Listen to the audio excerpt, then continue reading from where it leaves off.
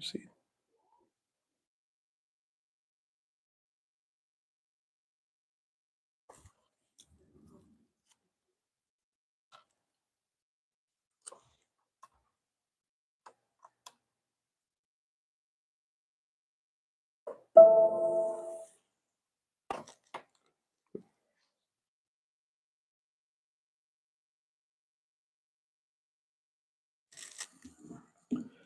Hare Krishna, everyone. Thank you very much for joining this Sunday Feast Love Feast program. First, I would like to thank Nilmani Prabhu, who always encourage me and pushes me. Whatever the uh, reasons I give, I'm busy, I'm traveling, but he still makes sure that he catch me from my neck, and then he'll make sure that I give Sunday class for my own improvement. And second, thanks to Shamkun Prabhu, he's glorified me too much. Now I'm more nervous, you know. So today's class is Malleable to the Will of the Lord. Is a class was given by my Shiksha Guru Devkinanda Prabhu, and I just copied his class, because we all are following Anushilanam, right? Following the footstep of our Acharya. So we will start with Jai Radha Madhav. Okay, so you all can repeat. Can Mudanga player can help me? Okay. Yeah.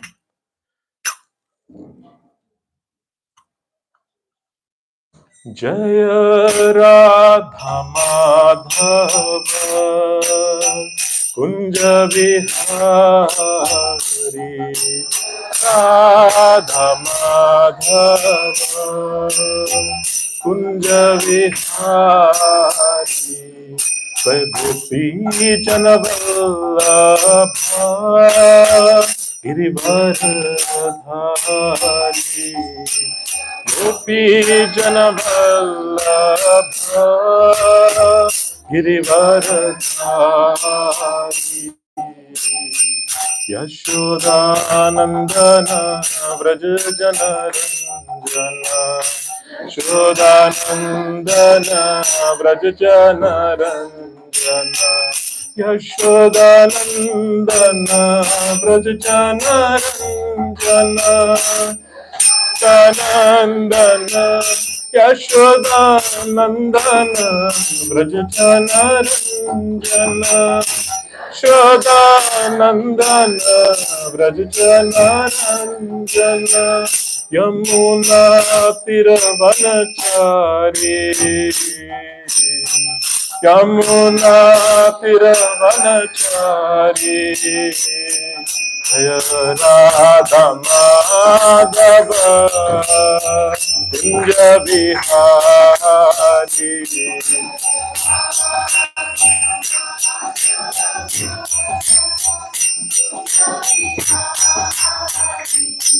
Jaya Gopi Janavallabha Girivardhari Gopi Janavallabha Girivardhari Yashodanandana Vrajajana Ranjana Yashodanandana Vrajajana Ranjana Yamuna Tira Vanachari Tira Vanachari Yamuna Tira Vanachari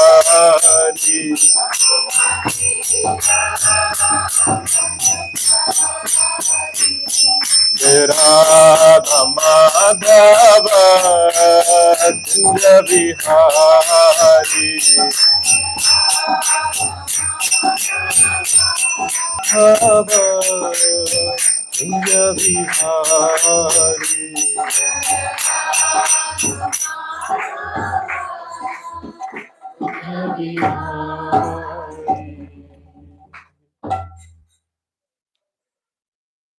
Repeat after me. Om Namo Bhagavate Vasudevaya. Om Namo Bhagavate Vasudevaya. Om Namo Bhagavate Vasudevaya. Om Namo Bhagavate Vasudevaya. Om Namo Bhagavate Vasudevaya.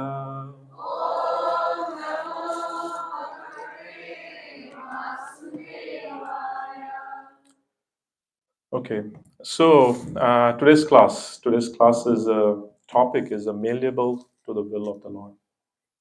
It's from a Srimad Bhagavatam.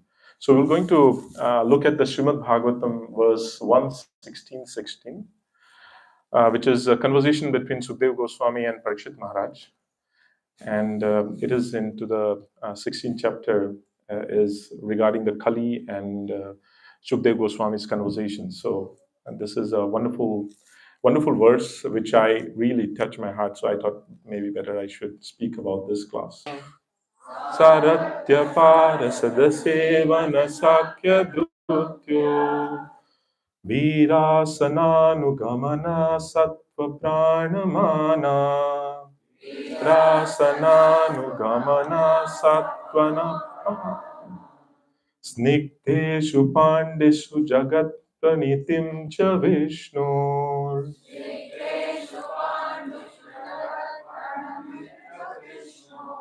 Bhaktim Karotri Nipatas Charanaravinde Karoti Nripatas Charanaravinde. Okay, we were going to look at the word-to-word translation. Okay, let me make it bigger if I can.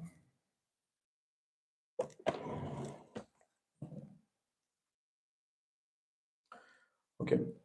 Saratya, acceptance of the post of a chariot driver. Okay, no need to repeat, I'll just read it. Parasada, acceptance of the presidency of the assembly of Rajasuya sacrifice. Sevana, engaging the mind constantly in the service of the Lord. Sakya, to think of the Lord as a friend. Dautya, acceptance of the post of a messenger. Virasana, acceptance of the post of a watchman with a drawn sword at night. Anugamana, following in the footstep. Stavana, offering of prayers. Pranamana, offering obeisances. Snigdesu, unto them who are malleable to the will of the Lord. Pandus, unto the son of Pandu. Jagat, the universal. Pranatim, one who is obeyed. Cha, and Vishnu, of Vishnu. Bhaktim, devotion. Karoti, does. Naprataha, the king. Charana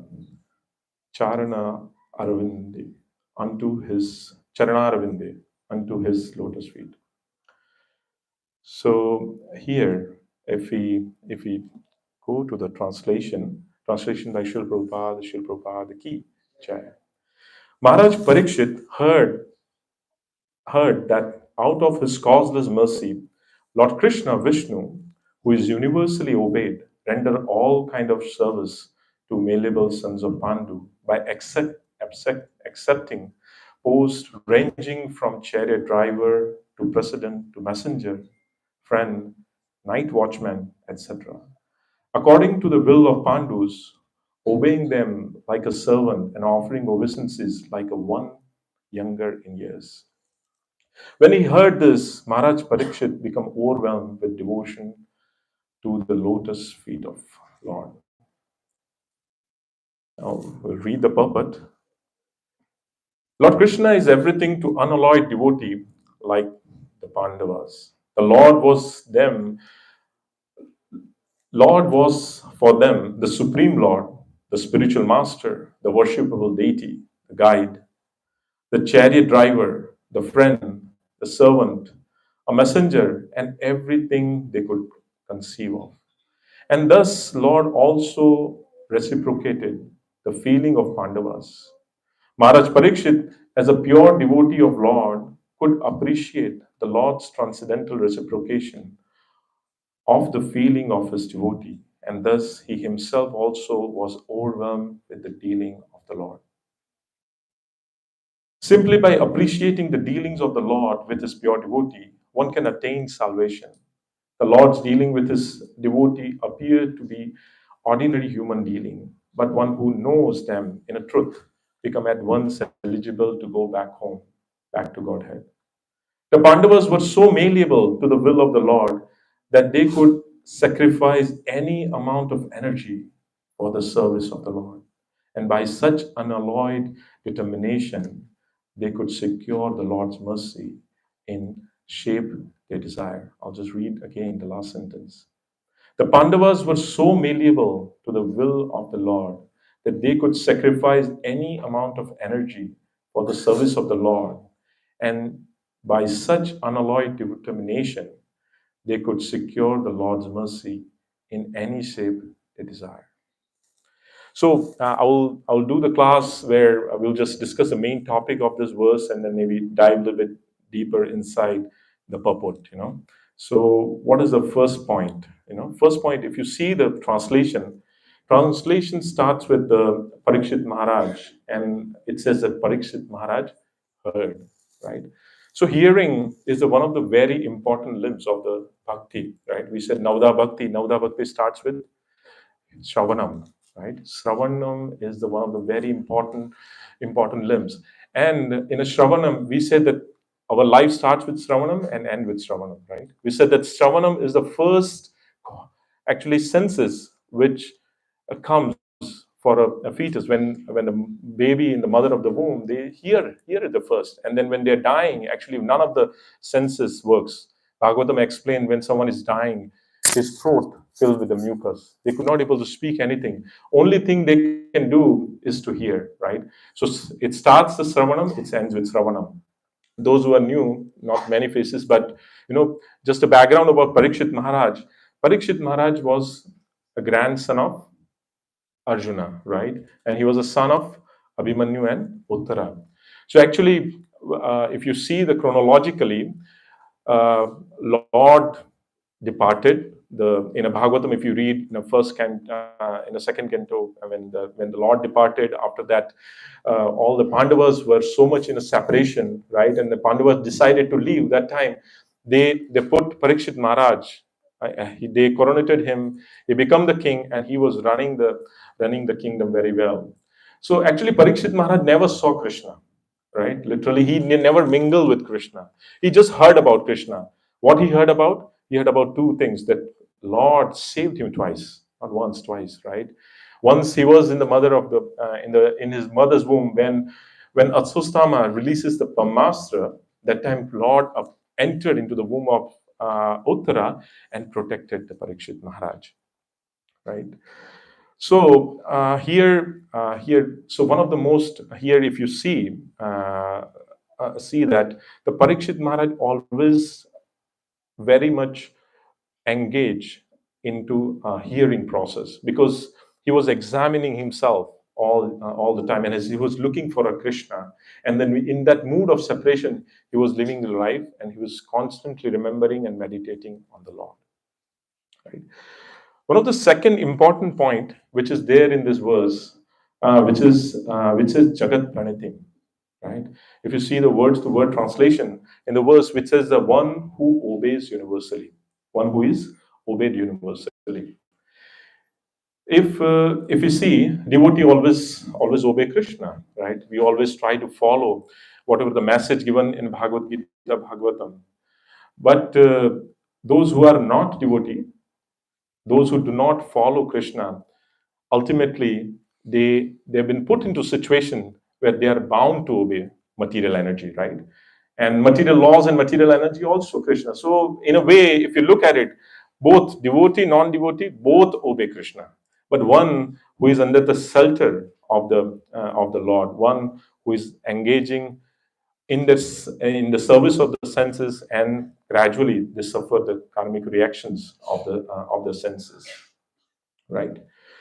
Also, one of the similar words which talks about obedience is in the Bhagavad Gita. Bhagavad Gita, 31. The verse says, "Ye me matam idam nityam," right? The word yeme matam idam nityam, the matam means spiritual injunctions, right?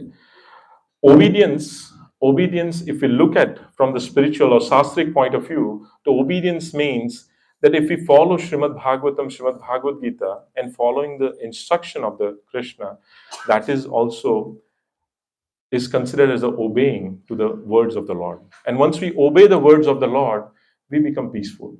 It's a natural reactions of obeying or surrendering to the Lord, right? But if you look at it in a material world, right? If we look at from a material world point of view, when we obey the authority, there is no need to worry, right? Prabhupada always write in the scriptures that if you're obeying the police, if you're obeying the laws of the land, you need not to worry about police because no one can catch you. If you're driving on NJ Turnpike and if you're driving at the New Jersey state laws according to speed and everything. So that is also very important that if we obey the authority, right, then we can be free of trouble. Also, another good similar example of obeying is that children, right? Parents may have multiple childrens. If three children are there, they all are parents will never going to have a different relationship or someone they have more love, less love. It's not like that. Their love for all the children are same, right? But if the one child who is more obedient to the Lord has or the parents has much more to offer to them, right? Because parents can guide them in the right directions. They can stop them if they're falling into the ditch or in some kind of a problem and trouble, right? Because the parents carries that experience and they want to help their kid runs. But if there's some kid which is like not obedient, they don't want to listen to parents. If they don't want to listen to parents, what parents can do? We can just only pray for them. Nothing else, right? Nothing else we can do. We can just do pray for them. So obedience to authority can save us really from troubles. Also, if you look at Srila Prabhupada never said that you just obey, but don't obey it blindly, right? And how we can understand more, it says that by asking questions, right? We can ask different questions and try to understand what the spiritual message is, right? It's in Bhagavad Gita 4:34. What it says that we said tad vidhi pranipatena pariprashena sevaya, right? It said approach spiritual master with submissive inquiry, right? It says submissive inquiry means with it's not like just go and ask question. There is a one philosophy called Amcha philosophy. In Amcha philosophy, they just ask, what is that? What is that? What is this? What is that? But when it comes to following the instruction, there is no follow. Actually, there's a one very good example that even listening to the instruction or asking questions, if we act on those instructions, many questions are answered. Right? One time, what happened? There was a one man. He visited Bhakti Siddhanta Saraswati Goswami Maharaj, right? And Bhakti Siddhanta, he has a lot of questions. So he approached Bhakti Siddhanta Maharaj, and Bhakti Siddhanta Maharaj says, "Okay, wait, don't ask me any question. First, do one thing: go downstairs and do a lot of some service there." So the man went downstairs. He did 1 or 2 hours of service, and he met with the devotee, with the association. They were doing some harikatha. There was some chanting going on around. So engaging and acting on the instruction, his all questions were answered. When he come upstairs and talked to Bhakti Siddhanta Saraswati, and Bhakti Siddhanta Saraswati asked him that now you ask question. He said no. Now acting on all the whatever I've heard and see and engaging in the service of the Lord, actually all my questions were answered, right? So there are two things what we heard, right? First is hearing, right? That's what we discussed. And second point was obedience, right? Obedience also, if you look at from the other point of view, obedience, it says that universally we have to obey. Universally obey means that it's not that Monday I'm going to obey Krishna, Tuesday I'm going to forget Krishna, Thursday again I'm going to surrender to Krishna, Friday again forgo to Krishna. No. Universally means I'm going to accept Krishna in any situation. Any situation, I'm going to abide by the will of the Lord. Right? That is the universal obedience. Okay. So if we look at from the Parikshit Maharaj point of view, what did the Parikshit Maharaj do?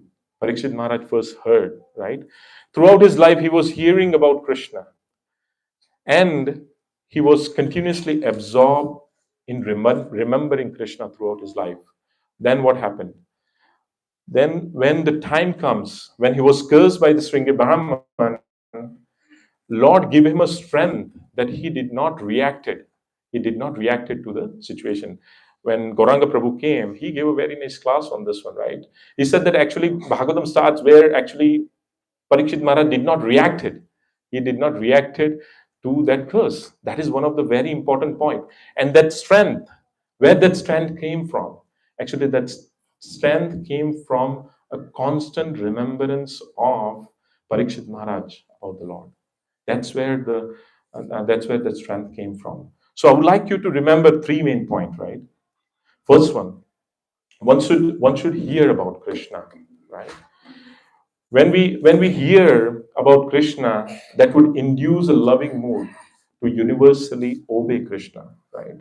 Universally means not nitpicking, as I explained, right? Not this day something, other day something. No, every time, every moment, whatever comes to us, we will accept as a will of the Lord, right? And third thing is that Krishna will ultimately give us a strength so that we can obey His will. Now, second good point, which is given in this verse, is given in the translation, right? So, if you read the translation, I make it bold, right? First one is a causeless mercy, right? Because of the Lord's causeless mercy, if I read it right here, it said Maharaj Parikshit heard out of his causeless mercy, Lord Krishna, who is universally obeyed, render all kind of services, right? In a bold blue, I've indicated what kind of services, menial services, Lord had offered to Pandavas, right? So isn't it, don't you guys think it is a little bit contradictory here?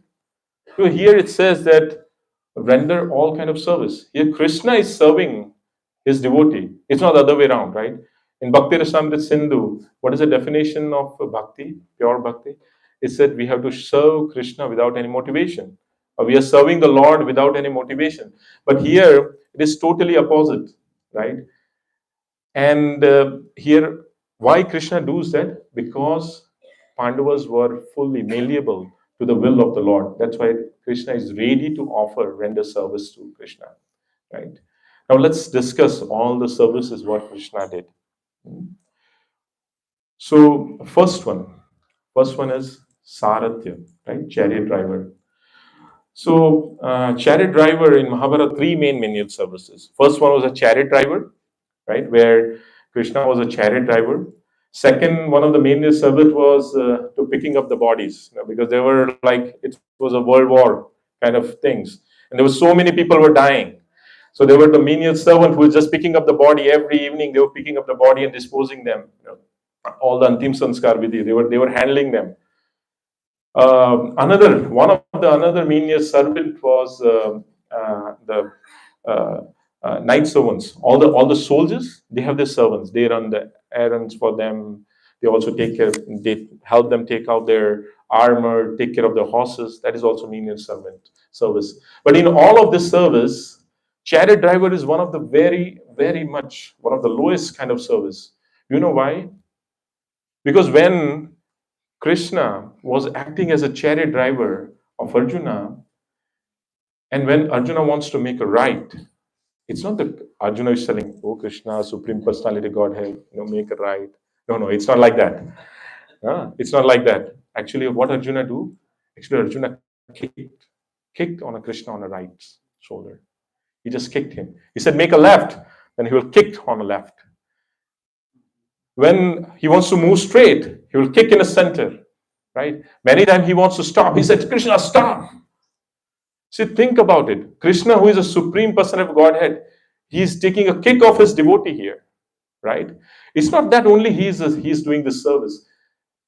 He is doing much more service to Krishna except this chariot driver. When a lot of arrows were shooting, actually Krishna sometimes stand up and then the arrow will hit Krishna. And that's how he's saving him. Probably from 10 out of 9, Krishna will try to take it on him, right? And end of the day, when Krishna and Arjuna both go back to their tents, what they do? They take out the shield. Krishna will show, okay, these are, look at my wounds. Arjuna said, look at my wounds. And that's how they share the mellow of friendship, the service of chariot driver. Now, second one, which has been mentioned here, is Parasada, is the president of Rajsuya sacrifice. Now, you all must be wondering, right? Becoming a president in a Rajasuya sacrifice, what kind of million services would be, right? But actually, please don't forget here, we have to remember that Krishna is not an ordinary person, right? Krishna is a supreme personality of Godhead. All this Brahman emanates from Krishna, right? All the Kauravas were very much inimical to Krishna. Even though in that position, Krishna wants the best for the Yudhishthir Maharaj. And when Yudhishthir Maharaj approached Krishna, that Krishna, why don't you become president for this Rajasuya sacrifice? Krishna voluntarily accepted it as a service to Pandava, not for his glorification. Okay, it was a service to his devotees. Right? Krishna is not a kind of a president when you vote it and he become a president. He's a supreme. He's a supreme. Everything emanates from us. Bhagavad Gita Chatushlok, it says, not Sarva, Aham Sarvasya Prabhave, right? It says Aham Sarvasya. Everything materially and spiritually, everything emanates from Krishna. Right? Now, third thing, which it says, Dautya. Dautya means messenger, right? Krishna accepted the post of messenger. So we will think that, okay, messenger, there were so many people around that time, around Pandavas, around Krishna. Krishna could have sent anyone to become a messenger. But Krishna wants the best out of it. And Krishna he said, let me make one more try. Let me try and explain Duryodhana that please give them just give them a few village, 5 village. They are Kshatriya. They will rule over their village and they were going to spend their whole life. They were not going to bother you, right? But Duryodhana was like crooked-minded person, right? He said that Krishna, even I'm not going to give them a land which is on the tip of the hair, right? And on top of it, he really insulted Krishna. Who do that? He said, you are a Gwala, you are not deserved to be here, and so many insults. Krishna tolerated all the insult of the Duryodhana. He did not kill him there like Shishupal, right? He accepted all the insult. Why? For whom? Because as a service to Yudhishthira. And ultimately he wants to glorify his devotee when they're on the battlefield, when all those who are the miscreants will be killed at the hand of the Yudhishthira Maharaj, and Yudhishthira Maharaj will be established as an emperor of the world, right? Now, the next one in this verse, which says Sakya, a friend, right? Krishna is also a friend. So we will again think that what is so special about being a friend, right? So if you look at Krishna, who the Krishna is, right? As I said, Krishna is a supreme personality of Godhead. So from the who comes first? Balram, right? Then from the Balram comes first Sankarshana. First Sankarshana, Narayan. Narayan, second Sankarshana. Second Sankarshana, Garbhodakshaya Vishnu. Mahavishnu. Garbhodakshaya Vishnu comes. And from Garbhodakshaya Vishnu, in one corner, from his navel comes Brahmaji. And then all the jivas has been created. And Brahmaji create what? 14 planetary system. In the 14 planetary system, in the middle one is the Earth planetary system. On the Earth, there is the US. In the US, there is the New Jersey. New Jersey, there is the Tobacco Temple Hall. And we are sitting right next to the altar of the Lord, right? So think about it. Krishna is so supreme, right? But still, to serve his devotee, he accepted and positioned as a friend, right? Sometimes, when I was studying Bhagavatam, First time I read the Bhagavatam abstract, right? Abstract book, which is like talk about Bhagavatam, and second chapter, third chapter, it's all talk about creation, right? And I really skipped through the pages. Really very technical. Skip through the pages. Doesn't attract me at all, right? And somehow one day I was come across one of the class, and then it says that it's really important for us to understand the Bhagavad Tattva of the Lord. Because that's why the 10th canto is at the 10th, not at the first. Well, until unless you understand what the Krishna's position is, till that point of time, you cannot see, or you cannot see the 10 cantos pastimes, right?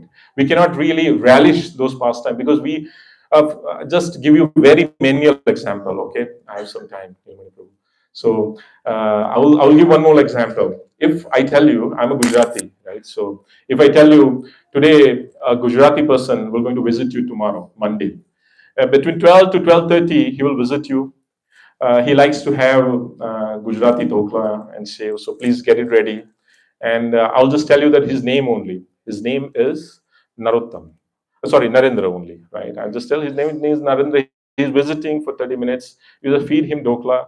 And he come, you talk to him 30 minutes, and then he leave, right? And then later I tell you that actually he was the president. He's a prime minister of India. His name is Narendra Damodar Das Modi, and he's a president of India. There are multiple world leaders in a line to meet him, right? And then who said, "Oh my God, oh my God, he came to my home, but I really just didn't pay attention. Even I was not ready to receive him." Right? Same way, Krishna is very much supreme. Okay, I'm just give you a very gross example of a leader of this country, but he is a supreme. He is like so many earths, so many universes. He is the proprietor of all of them. He is accepting a very menial service, being a chariot driver, being a friend. He is being a president of a sacrifice, which is very menial. This Bhagavata is very nicely also explained in one of the verse, right? Which is in a Mukundamala Stotra, right? I'll read it. Prithvi Renu Anu Payansi Kanika Falgu Sfulingo Lagu Tejo Niswasa Maruta Tanutaram Randham Susukshmanama Sudra Rudra Pitamaha Prabhutaya Kita Samasta Sura Draste Yatra Satarako Vijayate Shripad Dhuli Kana. See, this is a very wonderful verse, right? When we sing, it creates a lot of emotion in our heart, right? So what does this verse says? Here Kulshekara Alvara very nicely explained. What he explained? He said that the whole earth become no greater than a spark of a dust in front of you, right? Whole earth. See all the analogy which has been given here. And then he says that the water of the ocean is like a mere droplet in front of you. The totality of a fire becomes just as minute spark. The wind, all the wind, it just faints sig. Faint sig is just faint sigh. Do you know what it means? We just that's what it is. It's like so little in front of Krishna, right? And then he says that all the expansion of the space is just a tiny hole in front of Krishna. And great Lord like Rudra and grandfather Brahma become insignificant. And all the demigods become like a small insect, right? And then pay attention what Alvara says, Kulshekar Alvara says. Indeed, even one particle dust from your lotus feet conquer all of this. Okay, that is the potential of a Lord. That is the glories of the Lord, right? And that Lord become a chariot driver. He has become a friend, and he become a messenger. The last one which he talked about in this verse is a Virasana, a night watchman. If you read that's why it's very important for us to read both the translation and transliteration. If you read the translation, Prabhupada translated it as a night watchman. But if you read the transliteration, where Prabhupada translated as a night watchman with a drawn sword in his hand. Right? Just imagine it is a dark night where all the tents of the Pandavas were set up. And in that night, Krishna is outside in front of the Pandavas' tent, and Arjuna is sleeping inside, and he has a sword in his hand. Right? So many times people says that Krishna, Lord is like Nirakar. For them, just please read this all the description given in Bhagavatam, how personified all the characteristics, all the attributes of the Lord very nicely explained in this one, right? So if you look at it, one of the very important points in this verse, which is a causeless mercy of the Lord, right? Causeless mercy of the Lord, and Pandavas, right? Krishna acted all these things because Pandavas were always very much malleable to the will of the Lord, because Pandavas always ready to act according to the will of the Lord. That's why he ready to accept to become a chariot driver, to become his friend, his messenger, he's a night watchman, and also become a president of the Rajsuya Yajna, right? And when Parikshit Maharaj first heard this, his heart overwhelmed, right? Probably, I'm sure, after looking at all this picture, you will never going to forget this. It's very overwhelming, right? When we see this quality of Krishna, it's so overwhelming. He's so big, so high, and then he's coming so low for his devotee, right? Now, you all must be wondering, right? Why Krishna act in such a way, right?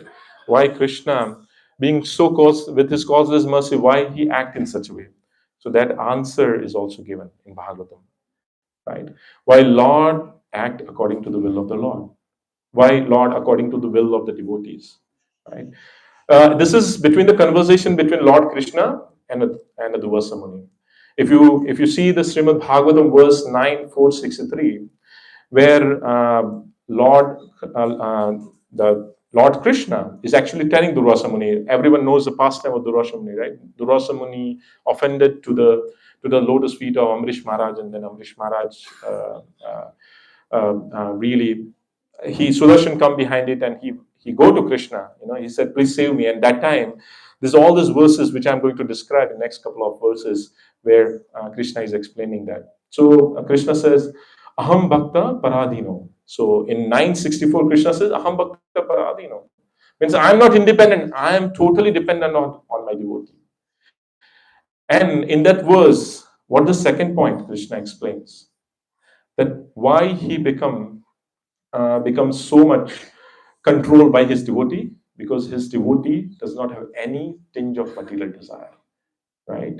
If you see the example of Pandavas, Pandava went for exile, or how many years? 13 years, right? Last time Mahi gave a class, right, where he explained that Duryodhan has all quality of Atatais, right? All 6 qualities of Atatai. And they underwent everything. His brother was poisoned, they underwent Lakshagra, their wives was insulted, they themselves were insulted, so many troubles they went through. But did they complain? Did Pandava complain? No. They did not have a tinge of complaint to the Lord, right? They never complained about anything because they don't have any material desire in their heart. They don't have any material desire in their heart. That's why Krishna can sit in their heart. Their heart is empty. Their heart is empty. Their heart is ready to accept Krishna, and they are willing to walk onto the. They are willing to act according to the will of the Lord. Another point which is explained in this verse is that those who Lord also further explains that one who are devotee of my devotee, they are very dear to me. So if we follow Srila Prabhupada, if we follow his instruction, right, then we can gradually get rid of all our material desire. If we can get rid of material desire, we can become a dearer to Krishna. And we become dearer to Krishna, then Krishna is assuring in this verse that I'm willing to serve you, even though we don't want his service, right? But Krishna is willing to serve you. That is Krishna's greatness, right? If we further go down, that the Krishna further explained the good quality of the devotee. What it says, He says, my pure devotee willing to give up everything, right? It says that a pure devotee give up their homes, their wives, their children's, their relatives, their riches, even their lives simply to serve me without any desire for material improvements. That is the one of the greatest quality of devotee, and that is quality exhibited by Srila Prabhupada. Right? Prabhupada gave up everything, and then he served, and then created this oasis under which all we can follow the instruction of Srila Prabhupada. We can follow and practice devotional service. Also, one should also look at that when it says that they give up everything means that we engage everything into the service of the Lord, right? Because in our Krishna consciousness, we said it's a yukta vairagya. Whatever you have in the service of Krishna, we said we are the big zeros, but we put one Krishna in front of it. All zeros has a value, right? Next one, in the next verse, which also explain that a pure devotee is equal to everyone and completely attached to me, right? He is like Srila Prabhupada. Srila Prabhupada never discriminated whoever comes to him. All the hippies came to him, he just distributed love of Godhead to them, right? Anyone who comes, even right now, through his books, through his instruction, Srila Prabhupada distributing love, right, without any discriminations. So devotee are equal to everyone, and their thoughts are always engaged into the service of the Lord. Now, quickly, I want to tell that what is a malleability, right? Everyone asks, we keep discussing malleability. That is also one of the very good, very required quality in a devotee, right? Everyone knows the Play-Doh. Play-Doh, does everyone know Play-Doh? I think those who have kids, they know Play-Doh, right? It's a dough, right? So if you look at the Play-Doh, you can form in any form, right? So Tarini likes to play with the Play-Doh, so she can make some snakes, sometimes she makes some kind of animals, flowers, anything you can make of it. So actually, that's what the Krishna wants us to be, right? We should be malleable to the will of the Lord. If we are malleable to the will of the Lord, then we can follow his instruction, right? If we are willing to accept Krishna in every stage of our life, then we can follow his instruction. We may have our intentions, right? But Krishna's intention is supreme. We would like to serve Gaunita in certain way, but Gaunita maybe needed some different way, right? He wants us to engage in the service different way. So we should be ready to follow the will of the Lord in any situation. Now the golden question, right? 1,000-year-old question. How to know the will of the Lord? Can anyone answer? How to know the will of the Lord, right? Actually, it's important. We should stop asking this question. Actually, the answer is that we don't want to know what the will of the Lord, because we would like to be malleable to the will of the Lord. No one knows what is the will of the Lord. And actually, Vishmadev explained that in Srimad Bhagavatam. What he says, O king, no one can know the plan of the Lord. Right? He said that no one can know the plan of the Lord. We can never be able to know the plan of the Lord, because this knowledge is revelatory knowledge. Bible was revealed to Moses. Quran was revealed to Muhammad Paigambar. Bhagavad Gita was revealed to Arjuna. So at the right time, right juncture, Krishna will reveal to us, right? Till that point of time, what we have to do, whatever the actions, whatever the service comes from the superior, we have to follow that. We have to just act on those instructions, right? These are the qualities of the Pandava. That's why Pandavas, Krishna was willing to accept 1,000,000 servants for Krishna, right? And many times, right, Lord will is actually revealed in his scriptures, right? Srila Prabhupada, sometimes all those his wills, his desire is revealed in the scriptures, and we can know his will through the spiritual master, through Guru, Sadhu, and Sastra, right? If you read the Bhagavad Gita, Jai Shri Gaunita ki Jai, Jai Shri Naji, Gopal Naji ki Jai, Jai Shri Dhamma ki Jai. So if we read the Bhagavad Gita 11:34, right? If you read the purport, let me read it for you. The will of a Lord cannot be understood by anyone except his pure devotee. Therefore, if we following the will of a pure devotee, we will follow the direction of a pure devotee. We will come to understand that is the right direction, right? And all the Pandavas, because they were ready to serve Krishna, they were ready to whatever they have into the service of Krishna. They were willing to engage everything into the service of Krishna. That's why Krishna is willing to serve them, right? And if I read the last paragraph or last sentence in that purport, what we read, it says that by such unalloyed determination, he said that we have to continue this process with a great determination, right? Dhrida vrata means with a great determination we have to follow that, and they could secure Lord mercy in any shape they desire. Right? Again, I'll repeat. They can secure the Lord mercy any shape they desire. Right? Okay. So with this, I'll just summarize it. Right? Summary is that one should hear about Krishna. Hearing should be include. Hearing should induce the loving mood to universally obey Krishna. Krishna will give us a strength to obey His will. Right? Krishna render all kind of mercy. A pure devotee is willing to give up everything. He is equal to everyone, free from material desire, and malleable to the will of the Lord. The will of the Lord is understood by his pure devotee and expressed in his scriptures. By following them, we will be malleable to his will and make our life sublime. Hare Krishna. Shri Prabhupada ki Jai.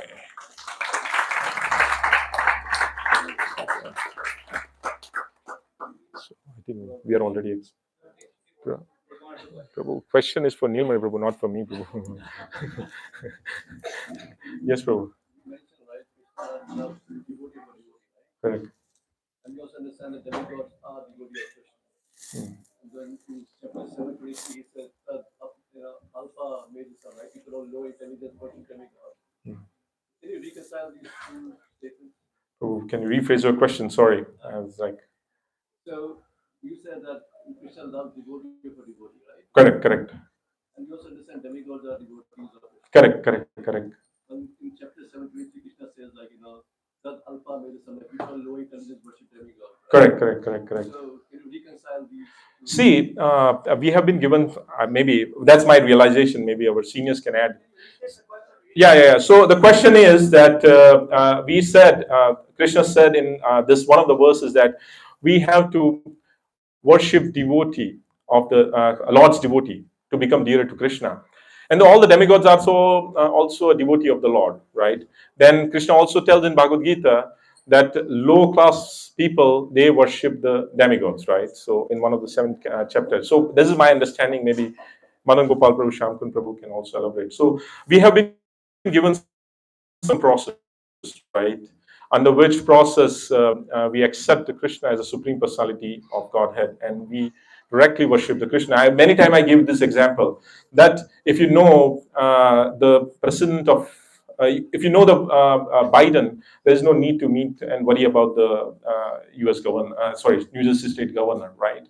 Because whatever the New Jersey state governors can supply, can give you, it's actually come from the Lord itself, right? So in that connections, we directly worship the Lord. But it doesn't mean that we offend demigods.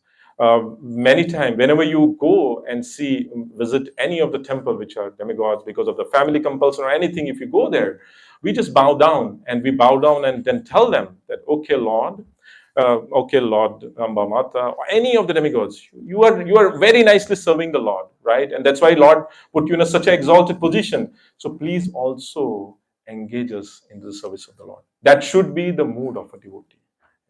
Yeah. Any comments anyone wants to add? No, Prabhu. Correct.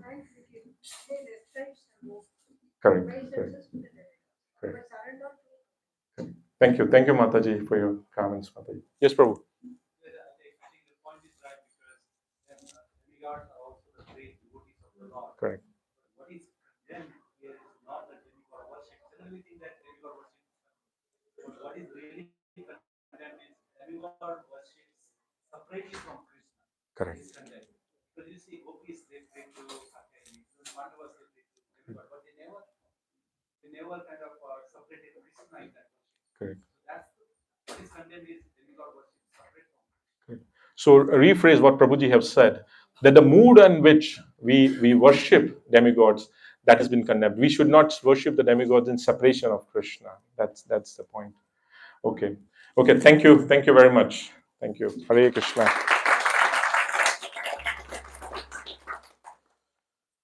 Okay. Prabhu, oh, you want to say something?